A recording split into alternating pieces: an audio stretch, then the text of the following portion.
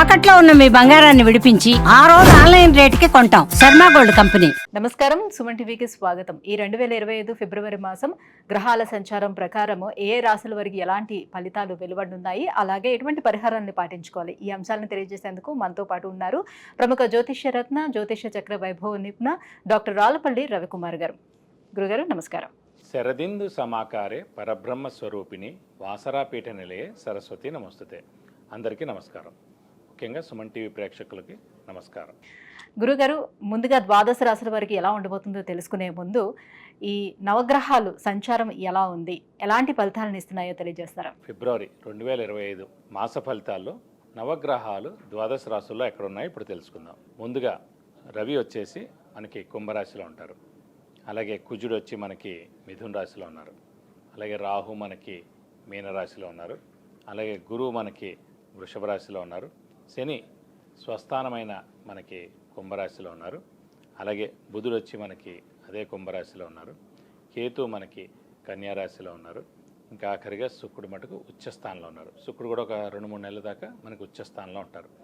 ముఖ్యంగా మొన్నటిదాకా మనం చెప్పుకున్నాం 27 అక్టోబర్ నుంచి ఫిబ్రవరి 21 వరకు కుజుడు నీచ స్థానంలో ఉండడం వల్లనే యాక్సిడెంట్లు జరగడం, ఈ ఫైర్ యాక్సిడెంట్స్ జరగడం, విపరీతమైన మేజర్ యాక్సిడెంట్స్ అన్ని రోడ్ల మీద కానీ అవి కానీ జరగడం, చాలామంది చనిపోవడం లాంటివన్నీ కూడా జరిగాయి.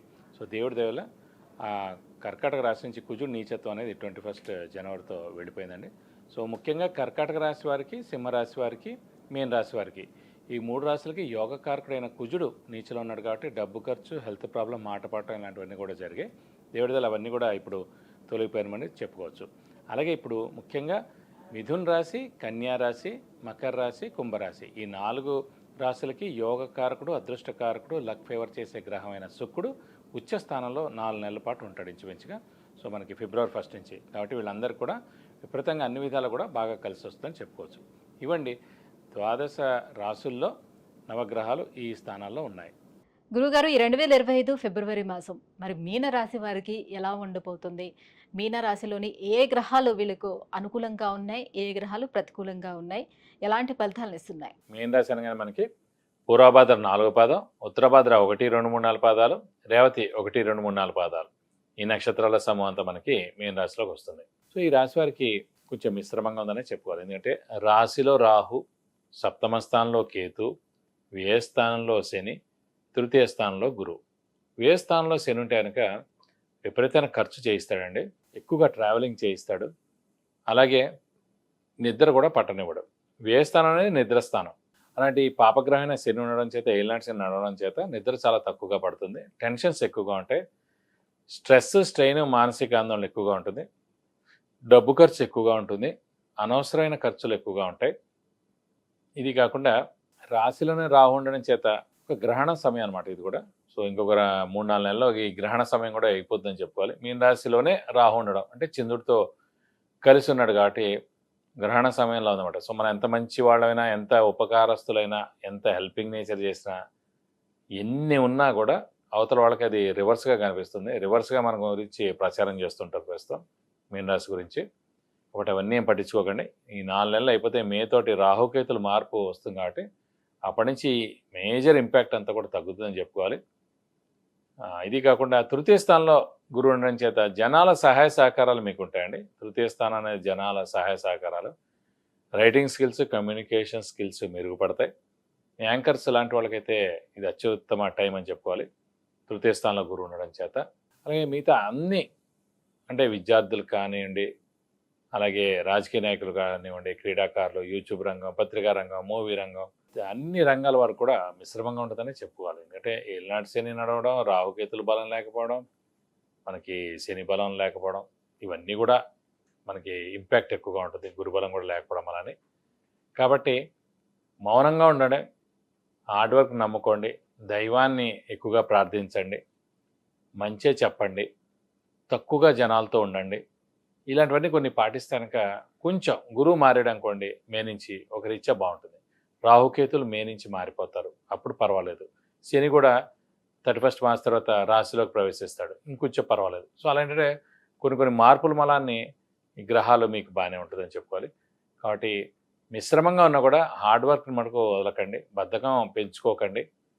ఎవరి మాట నమ్మకండి, ఎవరిని నమ్మకండి ప్రస్తుతం అయితే. ఎందుకంటే ఎవరిని నమ్మినా కూడా వాళ్ళందరూ మోసం చేసేందుకు అవకాశాలు ఉన్నాయి. అది చుట్టాలైనా, ఇంట్లో వాళ్ళైనా, స్నేహితులైనా, ఆఫీస్ వాళ్ళైనా, ఎవరైనా కూడా అలాగే ఉంటారు. ప్రస్తుతం ఈనాటి శని నడుస్తుండడం గ్రహణ సమయం కింద ఉంది కాబట్టి ఇక్కడ మీ ఆరోగ్యం కూడా కొంచెం చూసుకోండి. ఇంట్లో పెద్దవాళ్ళ చిన్నపిల్లల ఆరోగ్య విషయంలో కూడా జాగ్రత్త వహించాలి. వ్యాపారస్తులకు కూడా గడ్డు కాలం అని చెప్పాలి. కొత్త అప్పులు చేయవలసి ఉంటుంది. అలాగే స్పెక్యులేషన్స్ కలిసి రావు, షూరిటీస్ పెట్టకండి. కాబట్టి మిశ్రమంగా ఉందని చెప్పుకోవాలి మీన రాశి వారికి. గురుగారు, మరి ఆరోగ్యపరంగా వీళ్ళకి ఎలా ఉండబోతుంది ఈ మాసం అంతా? ఈ నెల ఆరోగ్యం మీడియంగానే ఉందని చెప్పుకోవాలి. ఎందుకంటే ముఖ్యంగా ఏలినాటి శని ఇంపాక్ట్ ఎక్కువగా ఉండడం, అలాగే రాశిలో రాహు ఉండడం, సప్తమ స్థానంలో కేతు ఉండడం, శని వ్యయంలో ఉండడం, ఇలా అన్ని గ్రహాలు కూడా కొంచెం మిశ్రమంగా ఉన్నాయి. రవి కూడా వ్యయ స్థానంలో ఉండడం, బుధుడు కూడా వ్యయ స్థానంలో ఉండడం, కాబట్టి కొంచెం మిశ్రమంగా ఉంది. కాబట్టి ఆరోగ్యం కొంచెం జాగ్రత్తగా చూసుకుంటేనే మంచిదండి. గురుగారు, ఆర్థిక పరంగా ఎలా ఉండబోతుంది ఈ మాసం? ఆర్థికంగా కూడా మిశ్రమంగానే ఉంటుంది. ఎందుకంటే ఎప్పటికైనా డబ్బు ఖర్చు, ఫైనాన్షియల్గా చాలా ఖర్చు ఉంటుంది. అప్పు చేయాల్సి ఉంటుంది, కొత్త అప్పులు చేయాల్సి ఉంటుంది, అప్పుల వాళ్ళ బెడద తప్పదు, పెద్ద లోన్కి వెళ్ళాల్సి ఉంటుంది. సో ఇవన్నీ కూడా ఉన్నాయి కాబట్టి ఆర్థికంగా మిశ్రమంగా ఉందనే చెప్పుకోవాలి. కాబట్టి జాగ్రత్తగా ఆచితూచి మీరు డబ్బు ఖర్చు పెట్టండి ప్రస్తుతం. కాబట్టి ఆర్థికంగా మటుకు కొంచెం బాగాలేదనే చెప్పుకోవాలి. మరి ఎటువంటి పరిహారాలని పాటించుకుంటే బాగుంటుంది? వీళ్ళకి ఏ దైవారాధన చేసుకోవాలి? ఈనాటి శని ఇంపాక్ట్ ఎక్కువగా ఉంది కాబట్టి వీలైతే ఒక శనివారం రోజున ఫస్ట్ రక్తదానం చేయండి.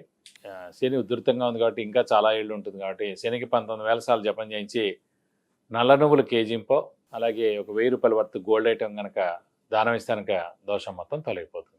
విద్య, ఉద్యోగం, విదేశీయానం, వివాహం, వాహనం, గృహం, ఇలా అన్ని విషయాల గురించి తెలుసుకోవాలంటే కింద స్క్రోల్ అవుతున్నటువంటి నెంబర్లకి కాల్ చేసి గురుగారు అపాయింట్మెంట్ పొందవచ్చు. గురుగారు, మీనరాశి వారికి ఫిబ్రవరి మాసం ఎలా ఉండబోతుంది? ఏ దైవారాధన చేసుకోవాలి? ఎలాంటి పరిహారాలని పాటించుకుంటే బాగుంటుంది? ఈ విషయాన్ని తెలియజేసినందుకు ధన్యవాదాలండి.